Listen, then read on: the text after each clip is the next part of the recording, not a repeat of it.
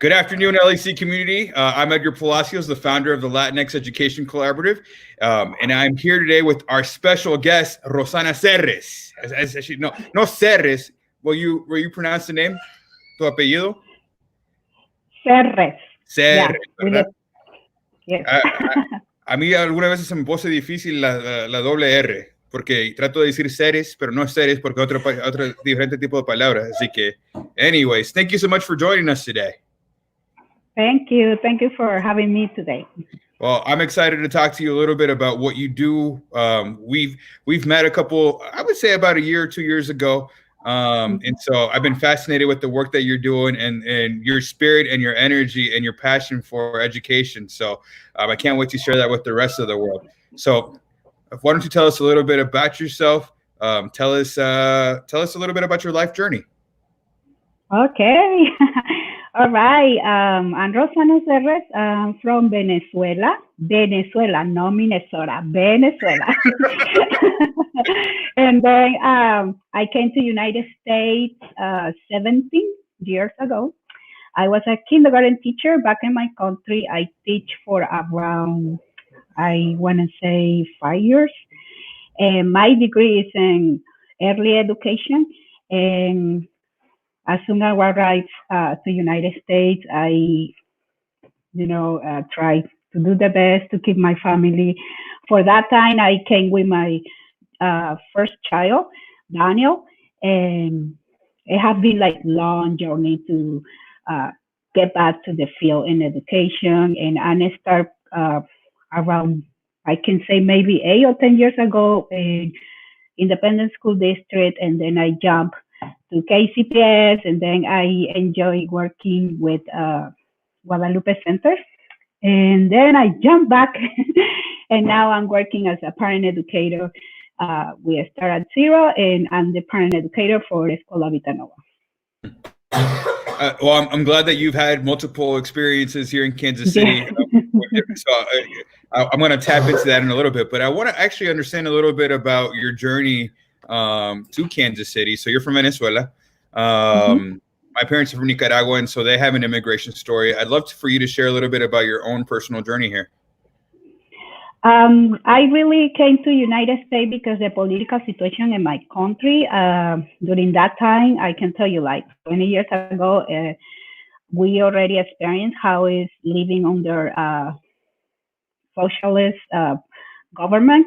And I have like a view, I can say that. And that's why I took the decision and say bye to my family. And it has been hard, and sometimes I can say the journey has been difficult, but on the end, I can see the shine, and God is the one that really telling me, don't be afraid, keep going and follow the dream that you have. And this year is one of those big dreams that I'm experiencing, because one of the reasons I came to United States is not only because I want to become a teacher here, it's just because during that time, I was dreaming to giving a better opportunities to my oldest son.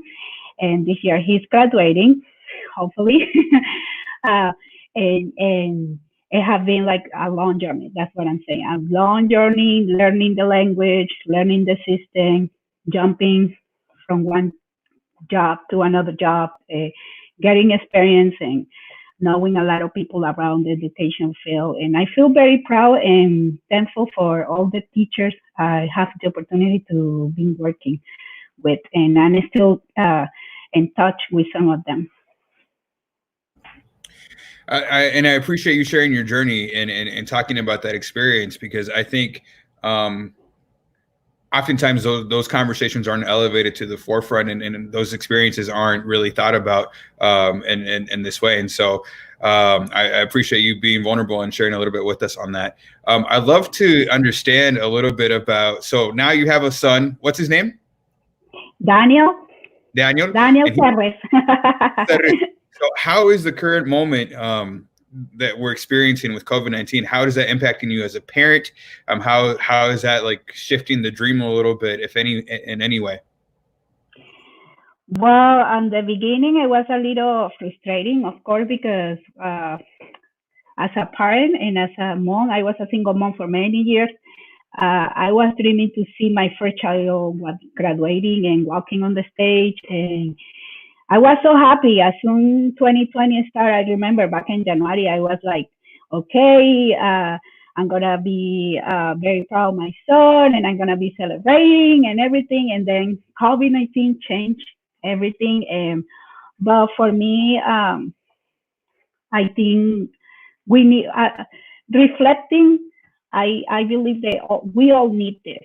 We all need this because of reason. And for me, teaching me that I have to be patient and give me time to reflect as a parent, as a worker, and I have a chance to go deep in my job and talking with my son more deeper and what's the next steps that he will take in after he's graduating and enjoy the celebration even if virtually. So giving him the power that he needs at this moment and maybe later I'm gonna still celebrating my son. I mean, it's my son.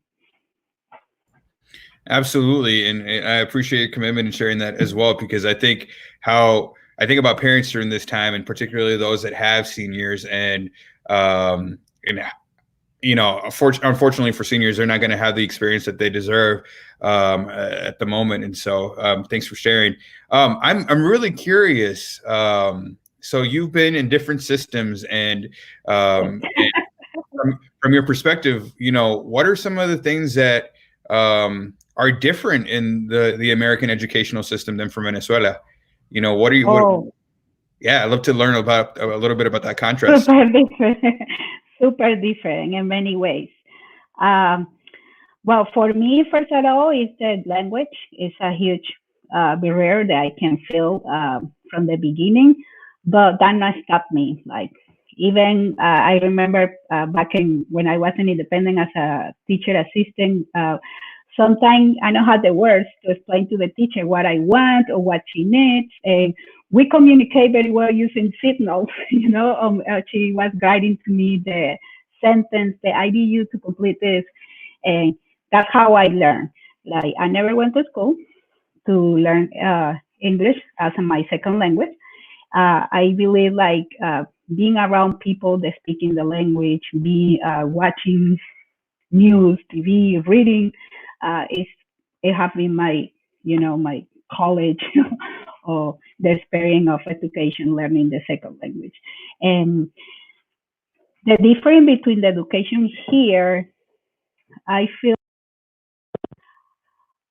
like in America, the kids are exposed more to technology, maybe because we consider in United States one of the biggest countries. And back in my country, it's different. You know, we are kind of more lack on the uh, support in technology. But I mean, that was a long time ago. So maybe now it's better. Um, you know, I think technology is such an interesting topic right now, because you're seeing a lot of families, and I'm sure you're seeing that, you know, at SVN right now, that they may have struggles with accessing Wi-Fi, Mhm. accessing the technology and the resources. And so, from your perspective, what type of parents are you working with currently in your role, and how are you helping parents navigate COVID-19? I'm very focused with my Latino community. The majority of my families that I work is they're Latinos, and the majority of them are undocumented. But I do work uh, with American families too, and I work with Somalis too, like refugees. And I'm using when I go and visit the refugees, I can use my interpreter. How we navigating right now the COVID-19 is we created this like platform where we communicate with the families, and I using different platforms that we can use communicate with them, and then offer. We receive a huge donation, and our agency was able to help some of the families. The parents lost their job, and So right now, they're receiving a lot of support from us. And we do come with one of the community resource person, and she's the one that really helped me a lot and navigate how to help the families for receive food, maybe for go and one of the um, agencies around, like for take the test for COVID-19. And I mean, I have been busy 6 weeks. I'd love to kind of understand a little bit more with your Latino family specifically. What are some of the challenges and opportunities that you're seeing during this time? The big challenge for me is like when you have mom and dad, they're undocumented and they struggle because they're not qualified for the help from the government. And I think that's one of the biggest challenges that I experience, how I'm going to be helping this family. But thank God I come with really good support, not only with the agency I represented, with the school I partnered with. The school helped me with few of my families, and they really take care of the families as well. Yeah. So that helped me to complete my job. And that's an interesting perspective, because a lot of the resources that are available right now may not be adequately serving undocumented families, and I know there's a lot of community conversations around that. So I'm grateful that you're in a place that are finding different ways of navigating that. If you had a perfect, if you could have a magic wand that can fix some of these issues, what do you think some of those key issues are that you would like to fix immediately, particularly for undocumented families? The dream that we have for many years. I think we all need. I think we need the to make sure. First of all, I really want the dreamers to become a way how the dreamers that we have in our society to come legal, permanent legal here in the United States, and because some of these dreamers, of course, they have moms and dads, so they can help their families as well. And then see one better options to the families to see in what way they can become legal to the country too.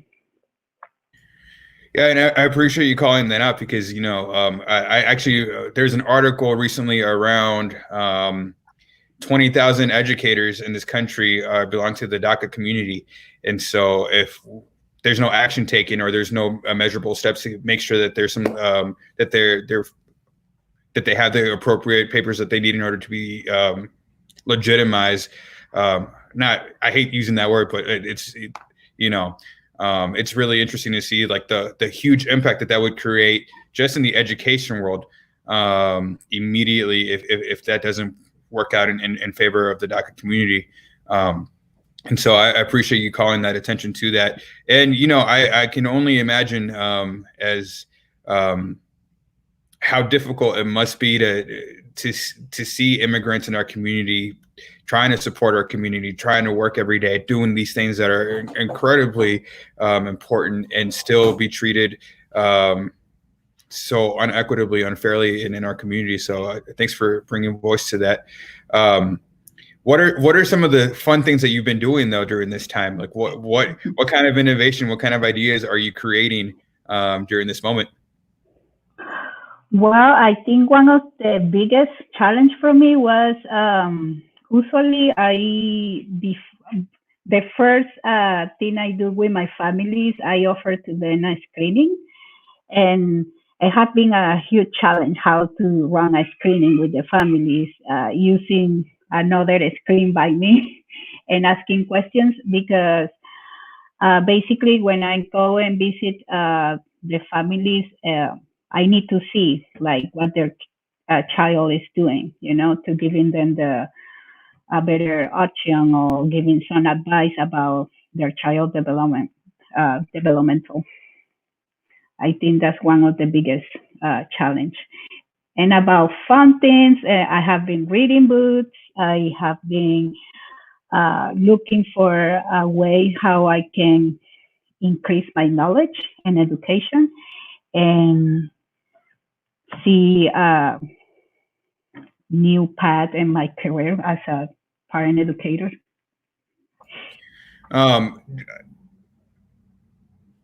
Early childhood is so important during these times. And how are you? I can't even imagine how to even start navigating these conversations, and particularly when you're working with a parent in a completely unexpected time in our community. What are some of the innovations that you're seeing that parents are coming up with to better navigate this time as well? Well, the parents are getting creative, very creative. So we do have come with one of, or we offer like a group in Facebook where everybody's welcome to follow. And I see my families doing some ideas or some activities with their child, and they share with us. And I was like, wow, so they really follow what we recommended to them to do, and they try to look for a better idea how to, to be a better parent.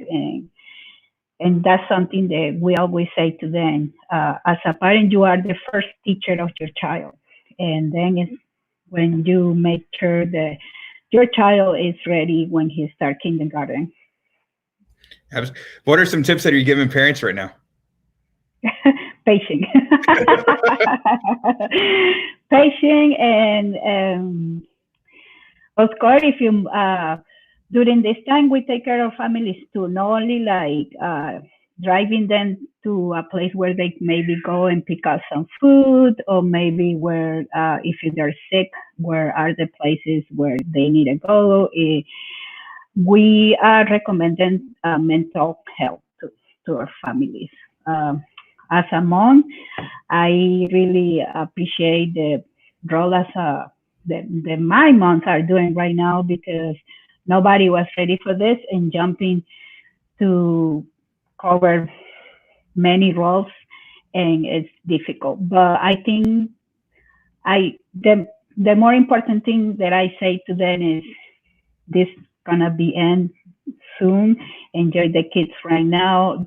Don't get frustrated, and try to do fun stuff, and then go to a walk around. If you need time or break time, because we all need it, be honest with your child and say, I'm not ready for today. I'm going to take it. And specific, that's what I'm saying to them. I've heard a lot of conversations around mental health in the Latino community, and not necessarily us being big consumers of mental health services. Are you seeing any stigma associated with that when you bring up those conversations? Sometimes it depends of the family. That's what I'm looking. I mean, that's what I experience. It depends on the family. Sometimes it's like the majority of my family, I have been working with them for a long time. So I have families that I know already for 2 years. Some I know only for maybe 2 months. But those that I know I have been working long, those are the ones I know how to engage them on the conversation, and I'm very respectful and try to explain to them. And I do have a very, very good communication and relation with my family. So I don't think they're gonna take it in a bad way. They really appreciate it. Good. Before I ask you the next follow-up question, I just want to make sure to invite the community that's watching us right now. Feel free to ask Rossana questions. She's a phenomenal educator in our community. She has a lot of wisdom to share. So, or feel free to say hi as well in the comments. So thank you for that.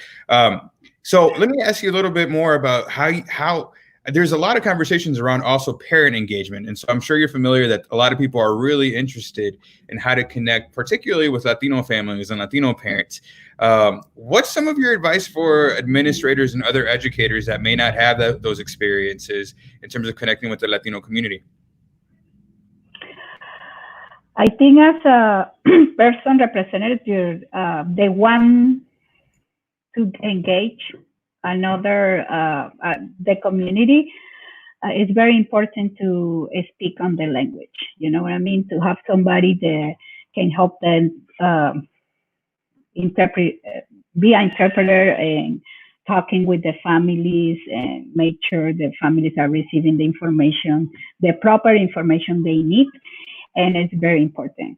Um, for our Latino community, I believe I will be happy if you every school in Kansas City, uh, maybe they have somebody that speaking the language. You know, they can be the front and help the families how to navigate on the system and be like the partner with the administrators. I'm glad that you brought up language. And so I speak Spanish, yo hablo español, pero algunas veces no me gusta hablar el español porque me da miedo el acento o se me olvidan las palabras. So what do you say to folks like me? Right. Right now. So what do you say with folks who may not be comfortable in speaking that language or have access to, but don't want to, don't necessarily feel comfortable? Do you think that our families that we're trying to serve are patient as well with us as we try to engage with them? I can tell you they appreciate that somebody's in there trying, to listen to them. It's very important to them to have somebody listen to them. So I don't think so. If you maybe that bother you because you accent, don't worry about it. So if you not speak yourself, advocate for yourself, who's gonna do it? So that not stop me. Believe me. Yeah. I love my Venezuelan accent. I celebrate it too. It's just interesting. It's an important thing that we get out of our comfort zones, especially when we're connecting with parents, to make sure that it doesn't have to be perfect, but it has to be a genuine connection. We have to make sure that we are communicating in ways that they're able to understand. And I feel like it's our responsibility to do that. But some people may disagree with me. I think we're probably of the like mind that it has to be our responsibility. I believe because I hear from them, and of course I do speak Spanish very well, so that's my first language. Mm-hmm. But when I have a conversation with the families, I know they told me already. I like the way because you listen to me, So that's very important.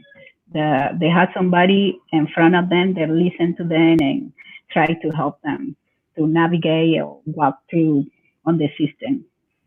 It doesn't matter if you have an accent; they don't care. Just quickly want to bring on, I appreciate that. It doesn't matter if you have an accent, they don't care. I love that. Viola says, amazing parent educator. Thanks for joining us and for listening today. We have some love from Lorena. Hi, you are awesome, Rossana. Look at you. You're popular and people love you. Elizabeth says, I love your Venezuelan accent. If you don't speak for yourself, who's going to? So true. Love that. And then we have a question for person. Is there a challenge in helping families understand how serious COVID-19 is and how important it is to take proper precautions? Much of the collateral with the information appears only to be in English. Thanks for that excellent question, Hurston. So as you're... Well, an answer for that, I feel very thankful the community I work with, the agency and the school I partner with, we take care of that very well. So when we giving information to our families, we are sharing in both languages, even in more than the two languages. So if you go and check Start at Zero in Scuola Vita Nuova, you're gonna see that we share the information in both languages. We have it in Spanish and English as well. And we'll make sure to, that's a good point. We'll make sure to share some of the Start at Zero resources in Spanish and English, and I'll make sure that they're in the comments and share those out with folks as well. But I also think, Hurston's question also begs me of a different question. I'm hearing a lot of conversations in the Latino community around the fact that we're very social people. We want to be in family. We want to be in community. And so sometimes we're not taking the necessary precautions to do that. Are you finding that that's been your experience, or are you finding that that's not the case? I want to be with my family. Is that your question? I'm sorry, I didn't catch that. Oh no, absolutely. Well, I assume that you want to be with your family, but just in general, of the parents that you're seeing, do you see folks gathering and No. So you're they taken precaution, and they're very cautious about it. So, and then even sometimes I do have a chat with my family. So, and sometimes I send like this funny jokes around, like, I'm checking on you, and they answer back to me, thumbs up, and no worries, Rossana, we are fine. We don't go out. No, I don't think so. Yeah. I appreciate that. I just want to make sure that that voice is elevated as well. Let's talk about your future. So you and I have had conversations. Do you see yourself as a parent educator for the long term, or do you want to go back into the classroom? If you do, okay. Well, I don't want to be arrogant or anything like that, but I do have like big friends. Yeah. I don't know if I can share because maybe they're not coming through, but you know, but I'm going to share it because long time ago, I remember when I went to KCPS and meet Alice Ohio.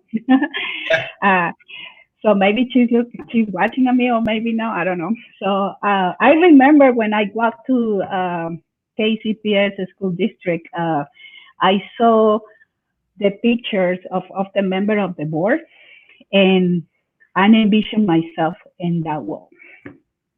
So that's the big path that I want to. I want to represent it in my community here in Kansas City and the education field. I think we need more voice in KCPS. So I love that dream. But that's my vision. So, money, be ready. Let's put it out there. Well, let me ask you that. So, you know, what are some of the challenges that you see in achieving that dream? And so, I think, obviously, I love to be specific about that, because I think that people need to understand that, you know, that first of all, you're absolutely capable and should be on a KCPS board, if not on a school board. But you know, what are some of those steps that make it a little bit more challenging that maybe prevent you from achieving that right now? No certification, not having certification from United States. I think that's the huge challenge. It's not even the language, because I make sure they understand what I'm saying. So that not stop me. It's like how to get the proper certification to get recognized my degree here in United States. You know, I think that's the more difficult part as a teacher, because I consider myself a teacher, because I am a teacher. And, you know, I think certification is actually something that the data demonstrate that for educators of color in general and aspiring educators, certification can be a very difficult process. And one of the places where we lose a lot of our potential Latino, Black, Asian educators in the space, because the certification is a barrier for a lot of different reasons, including access to the resources to study for the exams, the financial costs of the exams. And so you see a lot of folks who actually aspire to become educators get blocked through the certification process in itself, not even including the fact that you have the training, you have the degree, but now it has to be recertified to a certain extent here in the United States. And so we're working along with you, I know, to make sure that we're figuring out those pathways together. So your experience can also help other folks walk through this space as well. And, you know, I also think about, on top of that, I love that you said that, you know, you are a teacher and that you're living in that space. And so I'd love just to hear a little bit more of your thoughts on what education means to you. Education means it's the way how you communicate with people and teach them and giving them the seeds to make sure they're gonna grow up and For me, working on the early education field is like see the skills that I can give to this child and make sure the child is, growing in those skills. So that's education for me. Why did you want to become a teacher? I think a lot of people can be a teacher, but it's something about being a teacher and be a really good teacher. So uh, you have to have passion for what you do and love the faces when you arrive to the school and listen to them.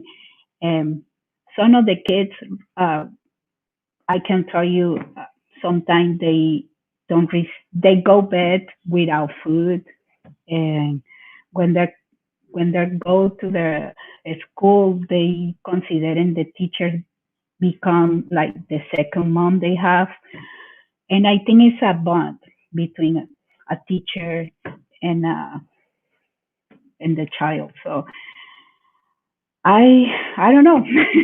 I miss being inside the classroom. My job really is not right now inside the classroom, but I do like my job that I'm doing right now. You know, beautifully stated, and I love the amount of passion that you exude when you talk about that. And even though your job is not currently in the classroom, the impact that you're creating by building connections and bridges with our community to the classroom is so important. And we're absolutely fortunate that you're there to help support Latino families and Latino students, but in general, all students in these ways, and you can advocate on their behalf. I'm going to just quickly bring some folks in the community here. Jen says, hi, Rossana, you're an amazing educator. Can't wait to see you on the board someday. So you ready first vote. You got 2 votes. Mr. Giovanni. Manny, be ready. That's what I'm saying. If you know Manny Albaca, he needs to be ready. So. You know what? Be ready. You know, Manny, I think there's plenty of space on the board for you and Manny to be on there. You know what I'm saying? So, like, we need a guy and a girl, so we can. Absolutely. I love it. Plenty of room for everybody there. And then we got Milagros. Hello to my friend Rossana Serres, and me, of course. Hey, Milagros, good to see you. And then Jessica, of course. Rossana definitely is passionate about teaching students and families. You have a community of support, and I want you to. That's my boss. She's one of my boss. Hola, Jessica. I miss the school. I can tell you, I miss the school. I do miss the teachers. Jen Calvo is a good listener, and she's one of the best ESL teacher I met. So she's super good. And something I really miss is when I go to their homes, parents always make sure that Rossana have coffee. Sometimes they make me like juice, and I mean they're very welcome, very like feeding me all the time. So that's why I gained so much weight. Because every time I go to visit the family, they always offer something to me. It's the beauty, about breaking bread within our community and sharing food and feeling at home. And I think that those are the special things that are important in all of our communities. And so I love that you're sharing that. I'm just going to bring that in. Angela, we need Rossana and Manny. Agree. We need both. Yes, Angela. Yes, I love Angela. She's amazing. Very good person. We got Elizabeth as well saying, Manny Barca, or did you hear that? Be ready. I love it. Oh, yes. Elizabeth, you need to contact Manny and tell him, okay? And then, I love this. Jessica, Mr. Giovanni, I should say, we miss you. I miss that school. I'm very thankful to be partnered with, can I say the school? I'm very thankful to partner with Scuola Vita Nuova. So SBN is, it's amazing the way how they welcome people. It's amazing the way every day to be honest, I love to walking in, and as soon as you go in, the beautiful face of Natalia and Guadandra. So I miss those ladies. Oh my God, a lot, mucho. Ah, man. No, lo que me importa de lo que tú estás diciendo es que la representación, ¿verdad?, de nuestra gente es tan importante en nuestra comunidad. And so you're part of that community as well. And so it's so important. We need to be loud, Edgar. We need to be loud. Otherwise, they're not going to listen to us. Hey, this is, you know what? I love the spirit. I love it. You're ready for political office. And then so I'm making. And I see my friend Lorena Patiño from Guadalupe Center. She sent me a message too. So she's a good one too. So Lorena, we need to get together. We're building community here on Ask an Educator today. I love it. You also got some love from Gladys. Hey Gladys, how are you doing? Good job, girl. You got some love from Janice. I love Rossana so much. She's helping a better parent for my 3-year-old. Her passion for the kids is amazing. And then Elizabeth's already made the commitment. She says done. So she's going to be letting Manny know. Gracias, Elizabeth. Hey, Manny, what's up? Manny showed up. Let's do it. Okay. You said I brought Manny to the conversation. I love it. No, absolutely. And I believe there should be, there is room for more than one Latino on a school board. And so I thank you, and Manny, and Rita. Our kids and our families need us inside the school district. It's not just looking for the teachers to work on those schools like foreign language or Carver or maybe Glaston or where the population is huge. They need people inside the school district. That's why we need to be there. So you were talking. It doesn't matter with the accent. So. You got to be loud and proud. Mr. Badell, so give me a chance. I try to be happy, bring happiness to the people that is watching us right now. So that's the only way how you can go through on this quarantine. You know what? I love your positive spirit. You're absolutely right. Tenemos que traer nuestra felicidad, tenemos que traer nuestra orgullo, nuestra habilidad de ser felices, ¿no? Así que I appreciate you bringing that into this space. I'm having so much fun right now. Okay. Hey, Lori, good to see you. Yes, our voices need to be heard. And then, you know what? Manny's reminding us the election's next April. And so we just passed April. I think today's okay. We got a year from now. So plenty of time to prepare and be on there. So I know that Manny will be a phenomenal partner to you in running for school board, Rossana. So now you made a commitment right here live on Ask an Educator today. So we're holding you to it. Okay, you need to keep send me a reminder. You and Susana, because I'm very busy and I do. I have I not only run this job. It takes a lot of time on me, but I do appreciate the job that I have it right now because let me work in my home, and I feel proud and I feel very thankful because that. But I forget to mention something. I do have my own Venezuela dance group too. We represented our dances here in Kansas City. Some of Venezuela KC. Yes, do you know about that? I didn't. So Venezuela KC. No, Somos Venezuela KC. Somos Venezuela KC. Okay. It's a dance group. Yes. ¿Qué tipo de baile? What kind of dances do you have? The traditional dances from Venezuela. Okay. It's a lot of hits movements. And I miss my girls too. So that's what I'm saying. I'm very busy, but I mean, that's how I am. If you are not busy, I don't know. Maybe you guys gonna say Rossana is sick. I feel like, at some point we're going to have to demonstrate your dances and bring that into the space. So if if you want to just jump in and do a little number for us, you're more than welcome to. Okay, girls, Gladys, do you hear that? I love it.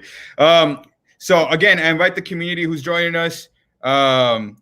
Oh, Manny's got some really good feedback right now. You think you're busy right now? Wait till you join the school board. There's more than one way to make an impact in board service. Now is budget season. Go and support programs you like and advocate for the programs you need. Yeah, Manny, I appreciate you mentioning that. I think that I saw an all call for budget and engagement. I hope you're correct me where I'm wrong, Manny. But now is the time for the open sessions and the budget for KCPS. So it's an important time on how we navigate the school system. So thanks for bringing that to our attention. And we'll also make sure they need more support with the ESL program. They need more support with the early education programs. I think they need to be more effective, and the kids need to receive more support, and families need to receive more support in that matter. Somos Venezuela y sus lindas niñas. Rossana is a great teacher. Awesome.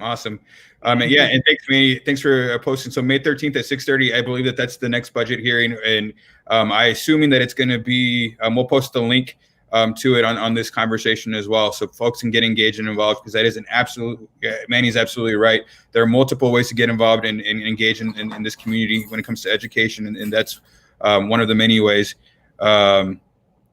And look at that. Thanks to the support of taxpayers, we will be constructing an ELL center. So right. Awesome. Good work happening at KCPS. Rossana, tell me a little bit more about, you talked about SVN and you talk about representation there. Why do you think that that's important for our students? Well, it's very important to them. They come with somebody that is speaking the language they hear at home for them.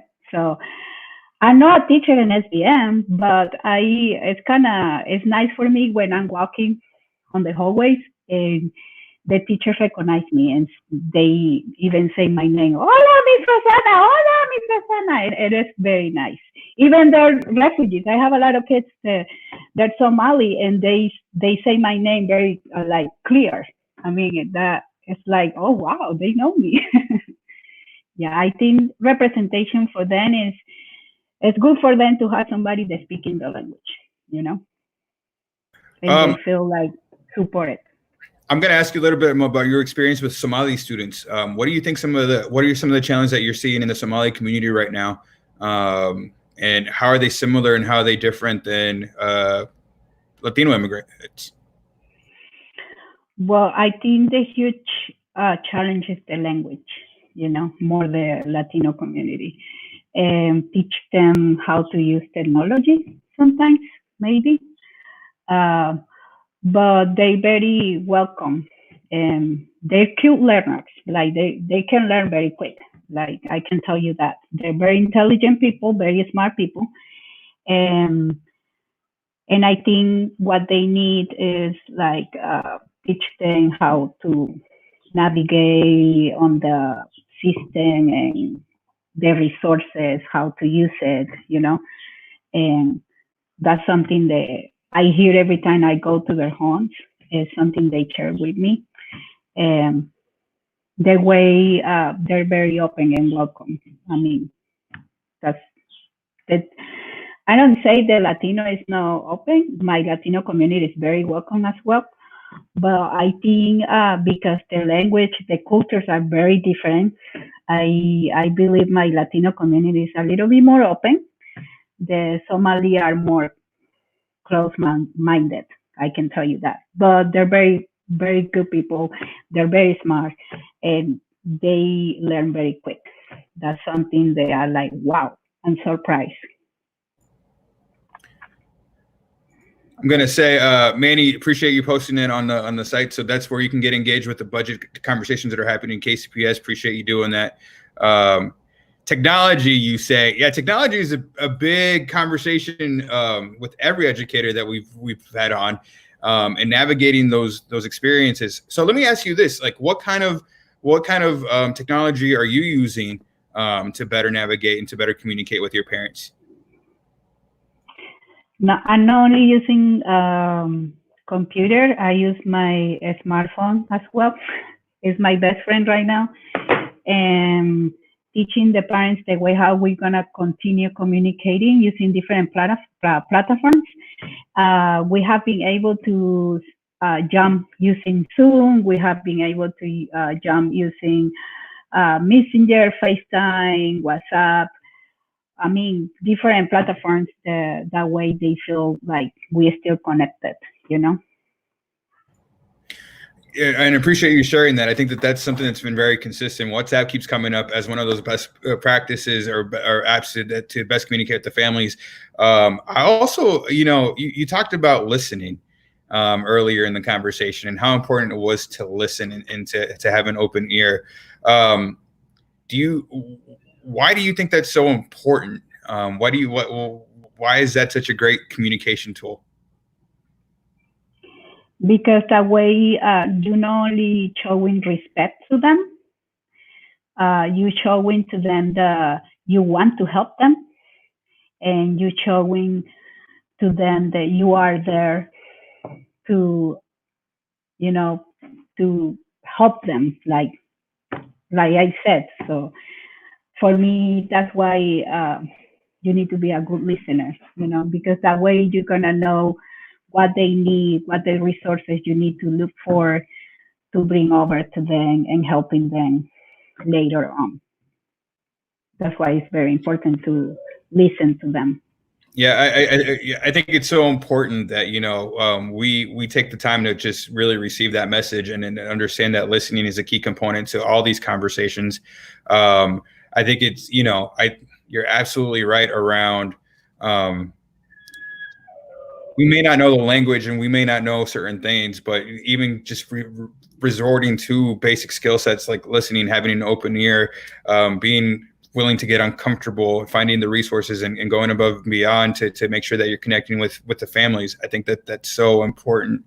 We have another question from Hurston. Where do you see the biggest void with regards to better understanding how technology works? What do you see the what? Where do you see the biggest void is with regards to better understanding how technology works? I think it's because not everybody have not every home have a computer, not every home have a Chromebook, not every home have an iPad. Sometimes even I have a conversation with some parents, they need to choose if I'm gonna pay my phone bill or I'm going to pay my electricity bill. You know what I mean? So how you gonna, during this time, how you going to ask them, okay, make sure your child is using this Chromebook, or make sure they're turning the homework or the activity or the lessons the teachers are created. You know what I mean? So it's like, I think that's the huge challenge that all the families and technology are facing at this time. Not everybody have a computer or Chromebook or iPad or even a smartphone. Yeah, and I think that's a really good point. There's a lot of decisions that have to be made with their families, and these are tough, critical times to be navigating because many folks in our community have lost jobs or are unable to work for other reasons, and so we have to start addressing some of these the needs of, obviously Maslow comes up all the time around food, shelter, and making sure that at the very least students are fed and students have shelter and places that they can be safe. And so sometimes the priority isn't buying new technology, or it isn't having access to Wi-Fi, or what those cases are. So that's a great point to elevate as well. And a good reminder, you talked about being patient, you talked about listening, you talked about these critical, I would say also basic but critical needs in order to build relationships and trust. Because I think a lot of what you're saying, it leads to ultimately building trust with the families that you're with. I also got to acknowledge the fact that you're in people's homes. In normal times, you're going into people's homes, and as we're learning with Zoom, it can be uncomfortable to invite perfect strangers into your home. And so I would love some tips from you. Obviously you've given a lot of great information, but are there any other things that we should be considering when when we're going into homes of our students and our families? Well, I'm very respectful with the people, with the families. And on the beginning, I always said we created together the expectations and why is our program for and why I go to their homes. And I'm very honest and I'm very friendly person. So I think it's like getting to know each other and telling them, okay, I am here and I speak in your language. Is anything that I can help you with? Any need that you're driving right now? And that's how I build the relation like very quick with the families. Well, we are coming close to the end of our conversation. This has been like one of the most exciting and thrilling conversations.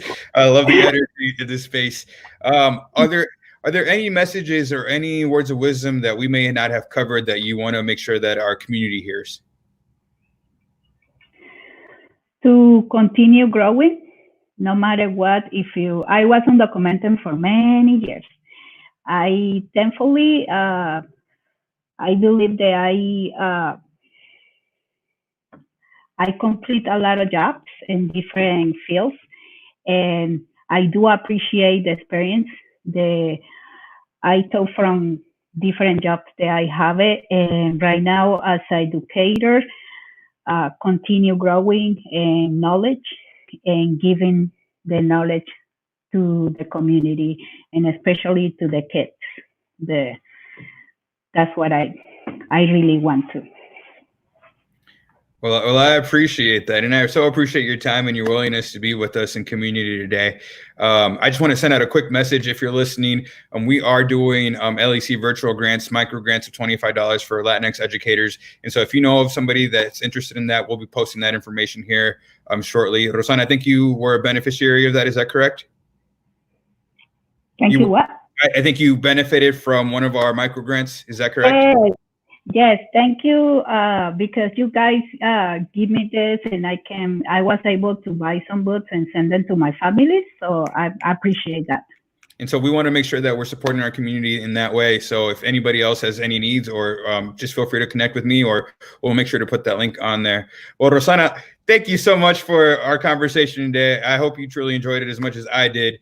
Thank you, because this conversation helped me to feel better today. I love it. And also, I'm so glad that you announced your candidacy for school board member for next April. So we're going to work with that. Make sure that you're connecting with Manny and other folks as well, so they can help you navigate the process.